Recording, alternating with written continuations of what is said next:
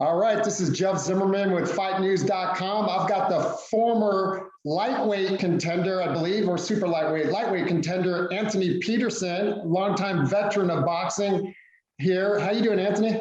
I'm doing perfect, man. I can't complain. 4 days out from my event, May 28th. I feel great. Well, listen, man, as I was just telling you before we started, I met you 18 years ago, right after the 2004 Olympics. You and your brother Lamont, the Durrell brothers, Lorenzo Reynolds, were just coming out of the amateurs. You guys are all stars, national Golden Gloves. Andre won the bronze in the Olympics. And here we are 18 years later, and you're still fighting.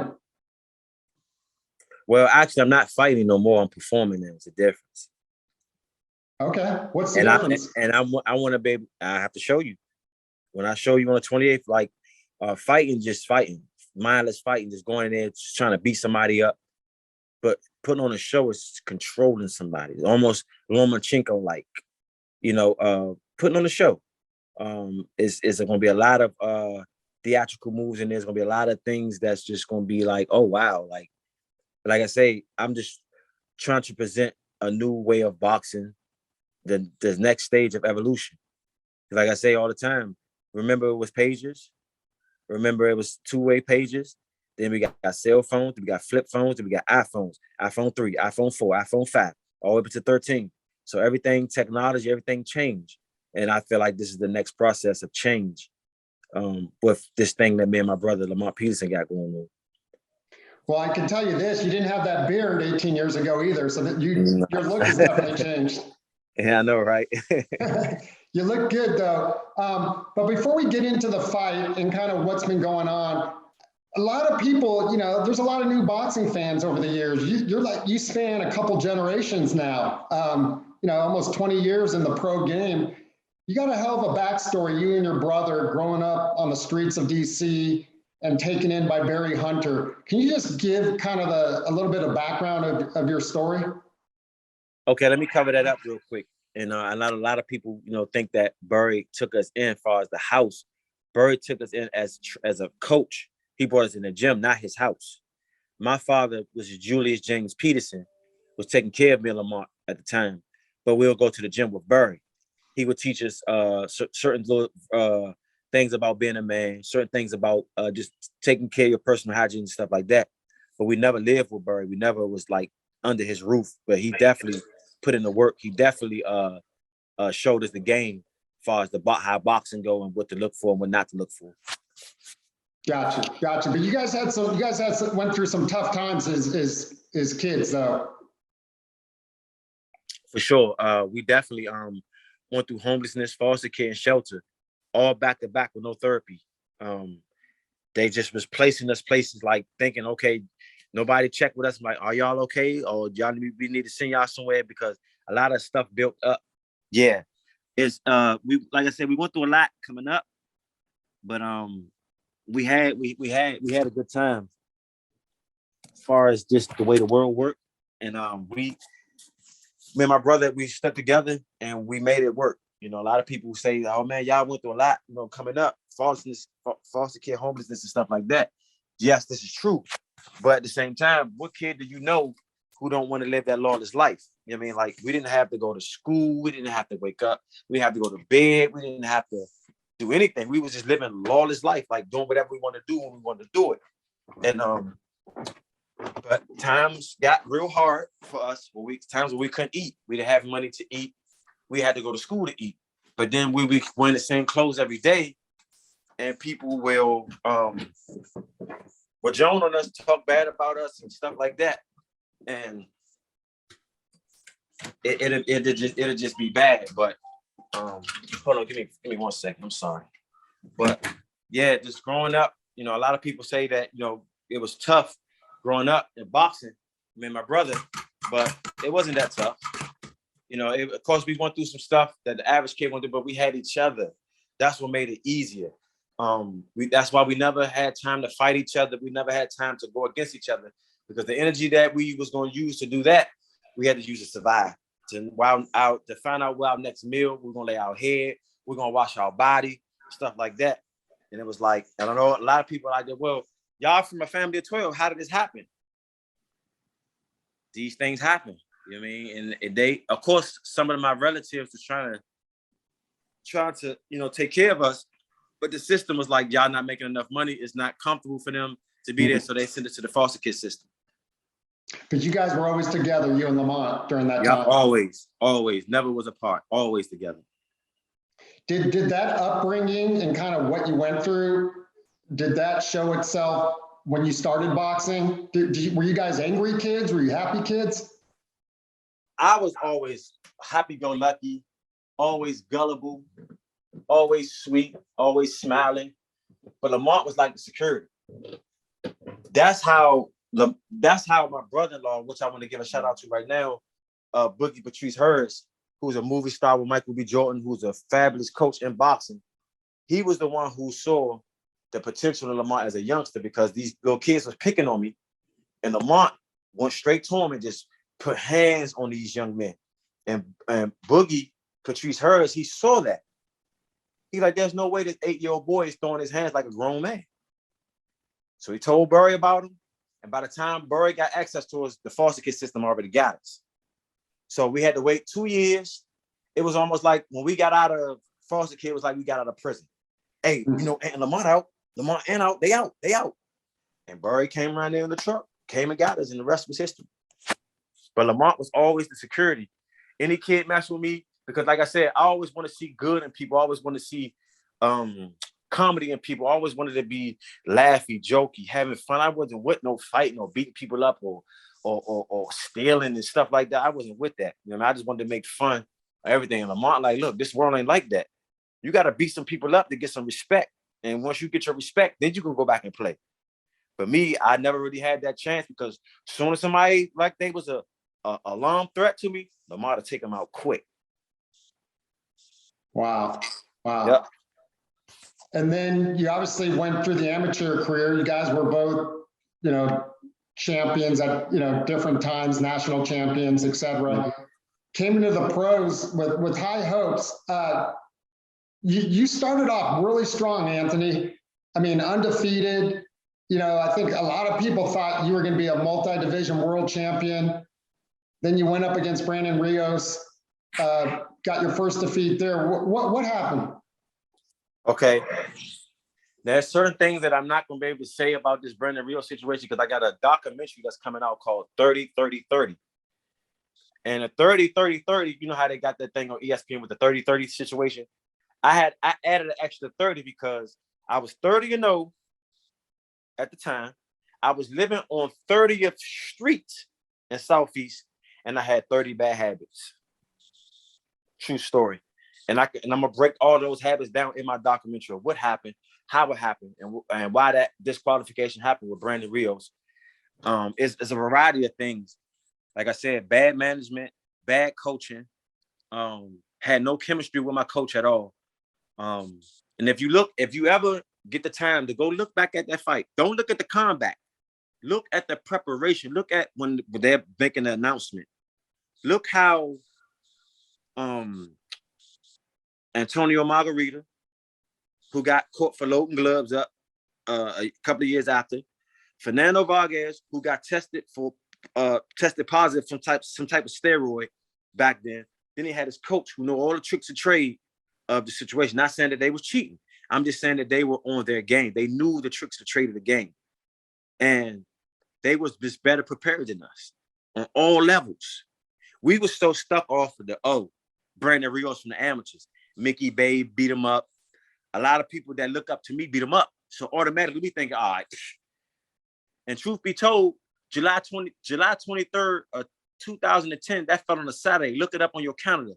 I was in a house bagging up marijuana to take it uptown to sell it because I've exit boxing.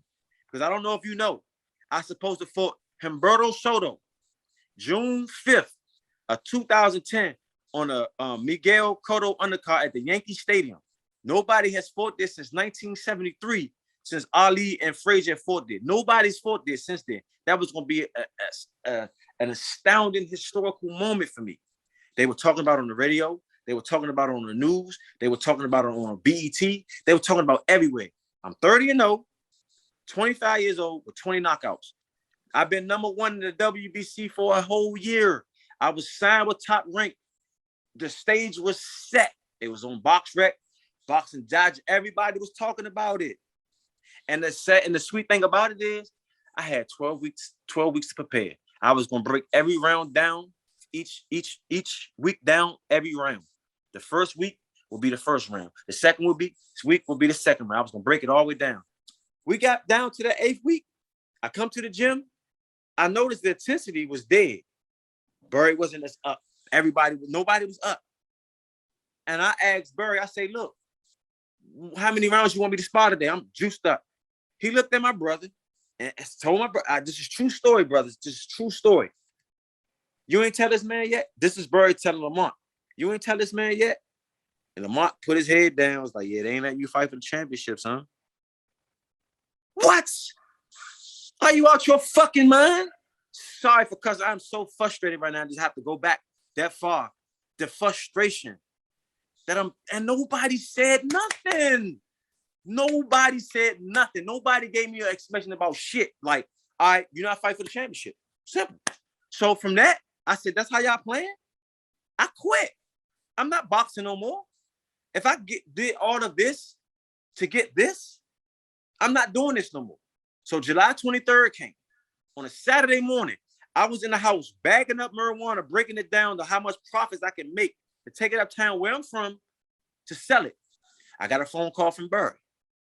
He said, Ant, he didn't ask me. He told me, yeah, you're going to be fighting Brandon Rios 9/11 on HBO for $75,000. $75,000? I'm about to go take this $75,000, take it to the streets and flip it. I'm not thinking about no damn boxing no more because y'all stripped me for something that I worked for my whole life.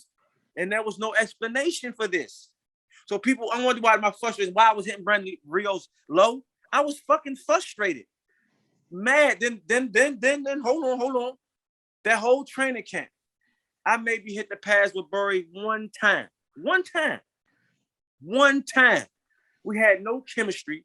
He was trying to get me to do stuff that we wasn't working on. We was not doing. And this is not dissing him or talking bad about him. I'm just telling my story. This is what you asked me what happened.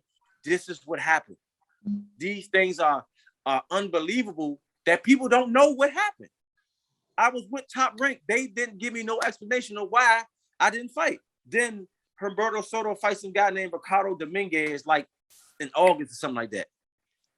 And then they put me in a ring with Brandon Rios, who was a super lightweight. If you look at the night of the fight, he weighed in 151. How much did I come in at? 139. I was stressed out, a borderline addict. Yes, I will say it again, borderline addict. And you trying to get me to go in the ring to perform against a world-class fighter? This is the results that's going to come every time. So no, I have no embarrassment or no shame about telling people what happened in that Brandon Rios situation. Yes, I got disqualified. Yes, I was hitting them low because I was fucking frustrated about all the antics that was going on, me being blamed for everything. And nobody really never took the initiative to really break it down for me, like Lamont Peterson is doing for me now. But it took somebody like Lamont Peterson, who's been in world championship fights before, who's been around the world before, who knows what it's like to fight a Lucas Matisse, Danny Garcia, Earl Spence, Timothy Bradley. And the names go on and on. But like I said, you look at Brandon Rios' corner, coach, 2-time world champion, Tonio Margarita, 3-time world champion, Fernando Vargas, 2-time world champion, 2 divisions. Now look over in my corner, what do we got? We got a coach who never fought before, amateur or pro. We got my sister coach who got the gout. And we got 2 inexperienced amateur coaches on my side. And you think we about to go out here and perform and do the things we're going to do? But what we was intoxicated by my 30-0 record. That's what the problem was. They were so used to me knocking people out, getting in halfway shape and beating people up. Oh, and we're going to do the same thing to Brandon Rios. They didn't put in the work to put me out there on that battlefield for me to do the things I need to do. And I was blamed for all of this antics. That shit put me in a state where I'm about to give you some underground stuff right now. I don't know if you've seen when I had that no contest, I tested positive for marijuana. Did you know that? I saw that. I saw that. Yeah. Yeah, I tested positive for marijuana because at the same time, it's like, I'm confused right now. I'm so close to blowing my fucking brains out Kurt Cobain style, or versus just smoke this weed and be calm. And I'm not saying that was a good thing, because when I smoked that weed, I shut up. Like, all right, fuck it. All right, I'm cool. But I seen Adrian Bronner coming to my gym. I seen Javante Tank Davis coming to my gym. I seen Jamil Harrington. I seen Robert Easton. All of these guys fighting for world championship belts. And I'm sitting out here trying to sing my way in just to get a fight in my hometown. And you think I'm supposed to sit here and just be, oh, it's cool. I'm all right with that. It's all right. Hell no. And yes, I am frustrated. And some people are like, man, you should let that go. You got to. I'm not letting nothing go, because that happened to me, not you. You understand? So when I get a chance, I want to know what happened. If I get a chance to talk to Top Rank, somebody, what happened? Because that's like Shakur Stevenson about to fight for a championship belt. And they say, nah, Shakur, you're not fighting for the belt. You think Jay Prince about to go for that? You think his handler's about to go for that? No. I just didn't have nobody in my corner that can back me and protect me from the devious things that happen in boxing. And that was a devious, disrespectful move that I will never get over.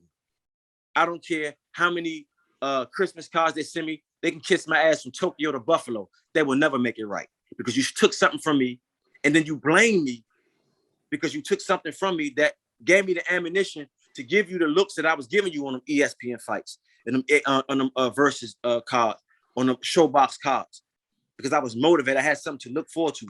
But once the championship was gone and I worked hard for that, and I'm not fighting for it just because you said I'm not, didn't give me no real explanation on why. No step aside money, nothing. It was just wide open. Anthony Peterson, I don't like you. I'm gonna smack in your face. You're not fighting for the world championship. That's what happened. Wow. Well, that's a hell of a story there, Anthony. And I hope you get your answer. I hope you get your answer one of these days. And maybe this interview will prompt those that know the answer to come forward. Right. But I stay in good spirit, man. I'm a very happy-go-lucky person, man. I'm very positive. I had to go down deep to grab that for you. And some frustration came because I am human. I show emotions. And that's an emotional journey that I went through. Sweating, sacrificing, passing out, going to the hospital. All of this is to say I'm not fighting for the championship? Nah. You owe me more. You owe me more just to walk away and say, oh, nah, you ain't fighting for the championship. And like I said, after that, there was nothing put in place. From that time that I found out I wouldn't fight for the championship up until July 23rd of 2010, we had no conversations on what's the next move for Anthony. It was just, they called, hey, Ant, you fighting. It wasn't, hey, how you feeling these days, man? You okay? You need an evaluation checkup on, because this is trauma. This is trauma. But you would not know this if you've never been in that boxing ring before. Mm-hmm. You would not really fully understand what I'm saying if you've never been in that boxing ring before. So I was dealing with somebody who's never been in a boxing ring before. So they can never fully understand me. That's like a woman laying here right now, about to have a baby. And I'm sitting here telling her, oh, no, you doing it wrong. You better suck that up. I'm not no fucking woman. I don't know how to have a baby. So how can I tell her how to have a baby? That's impossible. That's insane. That's stupidity. That's arrogance. And that's what I was dealing with. So that being said, like I said, I'm in very good spirit. I dug deep down there because I felt like I needed to tell you this. And I've done 6, 7 Zoom interviews today, and I didn't get this deep. I met you 18 years ago, but I don't really know what's going to come from this, but it felt right to tell you this right now. So I told you this right now. Well, I don't know where it came from either, Anthony, but I appreciate you opening up and telling me, how you feel and what you were going through, because I think people need to hear this. I think people need to hear your story. You were, like I said, you were a bright young fighter coming up. I met you very early, and I know there was high hope. So I hope you get your answers to what happened there. But let's talk about where you are now, though.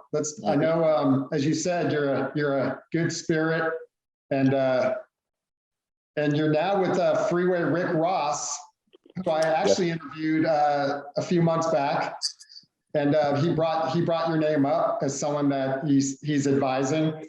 And for those that don't know, Freeway Rick Ross has his own backstory. One of the largest drug dealers, if not the largest drug dealer in U.S. history, and dealing cocaine, and had a life sentence and got out of jail. Talk about how you two hooked up.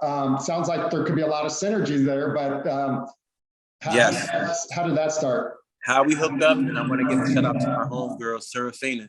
She was the one that hooked that up, because she was the one going around raving about me, talking about me, promoting me, telling people what I can do at the age of 36. She still believes I'm 26. Like she believes so much in me. And she stumbled across Rick. And I was actually going out to LA because I am signed with ASAP acting agency in LA. So I went out there to confirm, to get some roles and to let them know what I can do as far as acting. So she was like, well, look, I want to set up a meeting with you and Rick for 15 minutes. Cool. I went to LA. We went to the tennis court, and you could kind of see like, all right, well, let's just meet this guy and let's just keep it moving. Once I opened up to him and told him what I'm about, he was like, how old are you? Where you from? That went from that 15-minute conversation with, what you doing tonight? Are you hungry? I could eat. I'm gonna come pick you up. We can go out to eat. That conversation when we went out to eat went from, what you doing this week? I'm gonna come pick you up and take you to see my family, taking me all around LA like he knew me for years. He always said, like, bro, I've been locked up for a while. I met a lot of courageous. Never met a guy like you before. Very different. I was like, I don't know if to take that as a good thing or a bad thing. This Rick Ross, you know what I mean? Like, wow. Like, so we hit it off. And Serafina was definitely responsible for that, because she definitely was very, very, very determined to get me where I needed to be. Did you know his story before going in? I didn't. I knew some of him, but I didn't know the true essence, the true him. But once I got a conversation with him, and once I seen how all these people was gravitating towards him, like celebrities like David East and Memphis Bleak, Benny Siegel, all these guys, when they saw him, it was like all the people was parading around them, praising them. But once they see him, they like, oh, wow, like that's Rick. Like they lose all professionalism. And I'm sitting there like, wow, he's with me, like we together, like he treat me like I'm a celebrity. He don't want us a celebrity. You know what I mean? So it's like every time I call him, he always answer. He's definitely a big part of what I'm success that I'm about to receive right now. That's for sure. But Serafina, like I said, she was the one who set it up. That's great. And like I said, I had a long interview with him a few months back, and your name came up, and obviously, having known you from way back, it was great to hear. Let's talk about, now you're coming back at super lightweight 140, Anthony? I'm coming back at 135, but I couldn't find no opponent around that size, so we just had to deal with coming in 142 pounds, which is cool, because like I said, I've been out for quite some time. My body is aging, so we don't know if the weight can come off faster or slower. But the results, this training camp, the weight coming off like that. And this 2 days away from a weigh-in, trust me, you won't get this type of energy from me back then, making weight and doing it the wrong way. I'll be like, all right, answer your questions, trying to get you off the phone quick, and done. You know what I mean? But I have the brain capacity, I have the energy and the willingness to do these things because I have the energy. Now you're coming in, you mentioned lightweight, probably the most stacked division in all of boxing, or arguably. There's a lot of guys, it's a different era. You got the Twitter era, you got the social media era, much different than when you came up in the game. What are your thoughts on the guys that are talked about, the Tank Davises, the Ryan Garcias, Devin Haney, George Kambosos fighting here in a couple weeks? Do you want to get in that mix? Is that what you're trying to do here? Yeah, for sure. And like I said, Me and Robert Easton put hands. Me and Gervonta Tank Davis put hands on each other before for free. So hands on each other. Times where Tank buzzed the shit out of me in spawn matches because he hit horrible both hands. Man, Devin Haney just sparred up in Vegas back in November. We put hands on each other for free. So I'm thinking, why can't we put hands on each other for some money? And we'll go over in Dubai and cry if who lose or draw. We go to Dubai and have a good time. You know what I mean? So, yes, these are the fights that I'm looking for. If Gervonta Tank Davis come across the screen for me to perform against, that's what I would do. If Devin Haney, Cambosis, any of these fighters out here on my time, it's not about to be, oh, yeah, Peterson, we got this fight for you. You want to take it? And to see the sweet thing about this, why I was able to stay this long in the game, because I don't have nothing dependent on me, like children or tax evasions, child support, something I have to pay. Because a lot of these fighters going to these rings, going to these events, desperate. A promoter may call you 3 weeks out from an event. Hey man, I got $80,000 to fight Terrence Crawford because his guy fell out. You look at them bills that you got to pay. You look at the surgery bill need to be paid for your child. Hey, look, man, sign me up.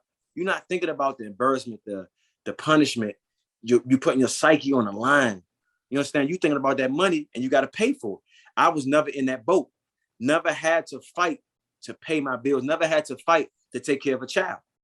I was always me, just me.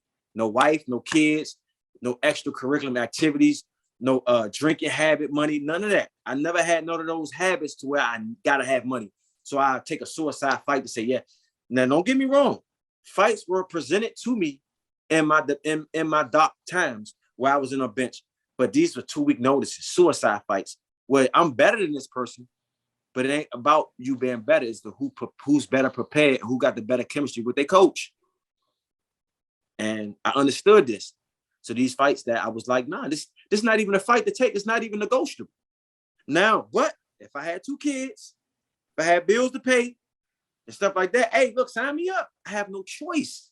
And it's sad for me to see these young, beautiful athletes going in and risk it all and lose it all in one night because they got to pay a bill and they got a suicide fight. That's just the way it goes. Mm-hmm. But like I said, I was able to stay around this long and be this relevant and stay in shape. You never seen me flabby, out of shape, in a bar, drunk. You never seen me fathering any kids. You never seen me just reckless messing with anybody, never.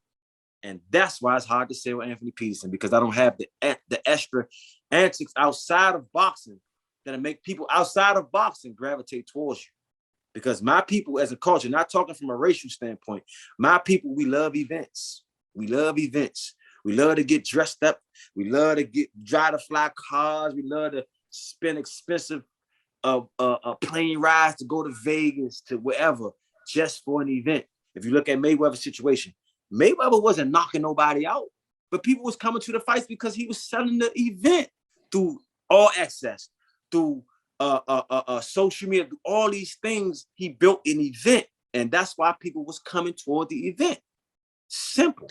So with that being said, that's why I brought Rick Ross in, because I don't have the antics to do the things I want to do to make people pay attention and pay me and want to fight me, because I'm not selling out, going to go smack somebody out and put it on social media and be like, look, I smacked this person out, or I didn't drug a girl out, do any of that wild stuff.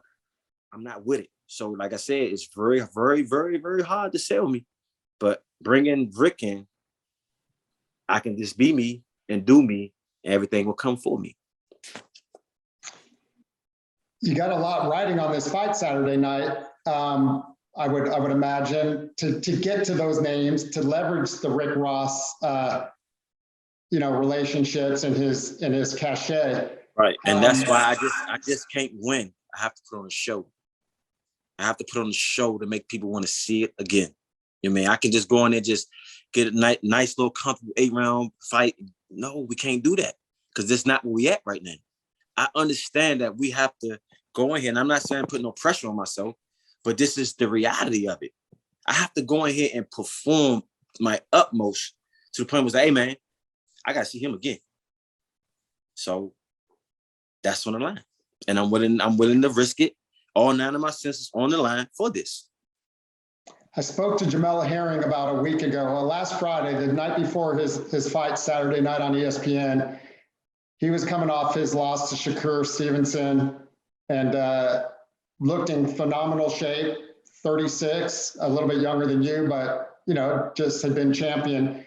It didn't go, as he had hoped on Saturday night. And then he announced his retirement. You look in great shape.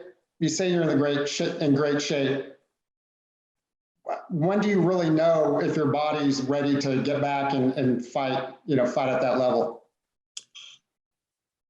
I wouldn't know, because at this point, like I brainwashed myself. I'm still in my early 20s. I tell myself that all the time. It's all about the mind.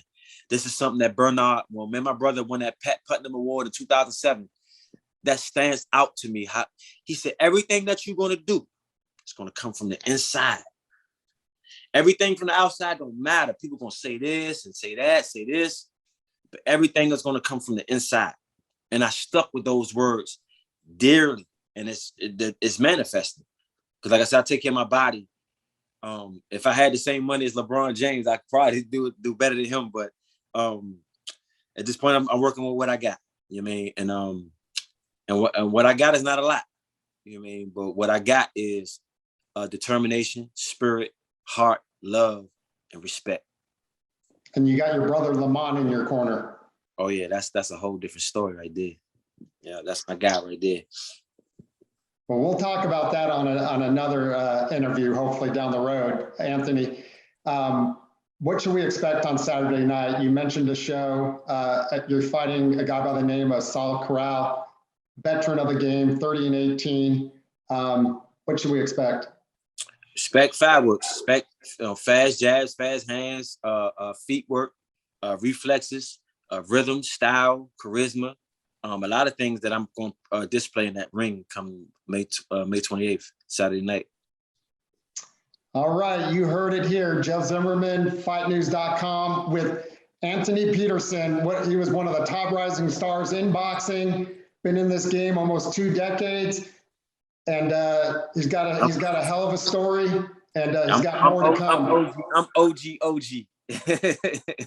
He's looking to get back in the lightweight mix, and he's hooked up with a big name, Freeway Rick Ross, and I'm excited to see you back in the ring, Anthony, and I wish you nothing but the best. I appreciate the time, brother. Thank you.